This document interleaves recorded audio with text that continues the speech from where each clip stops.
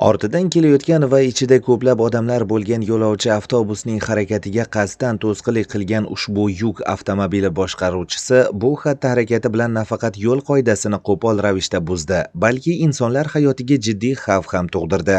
Mazkur video ijtimoiy tarmoqlarda e'lon qilinishi bilanoq ushbu holat yo'l harakati xavfsizligi boshqarmasi xodimlari tomonidan tezda o'rganildi. Qoidabuzar haydovchining avtomashinasi jarima maydoniga joylashtirildi va unga nisbatan O'zbekiston Respublikasi Ma'muriy javobgarlik to'g'risidagi kodeksning 128 moddasi bilan ma'muriy bayonnoma rasmiylashtirildi. To'plangan hujjatlar esa belgilangan tartibda jinoyat ishlari bo'yicha G'ijduvon tuman sudiga yuborildi va sudda ko'rib chiqildi.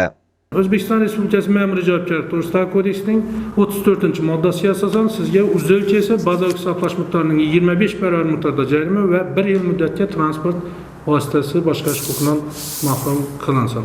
Harakatlanish davomida transport vositasini haydovchisi bilan tushunmovchilik bo'lgani sababli jahlim chiqqan holatda harakatlanishiga to'sqinlik qilib xato qildik. Qilgan ishimdan pushaymonman. Boshqa haydovchilarga ham yo'l qoidalariga rioya qilib yurishni maslahat qilaman.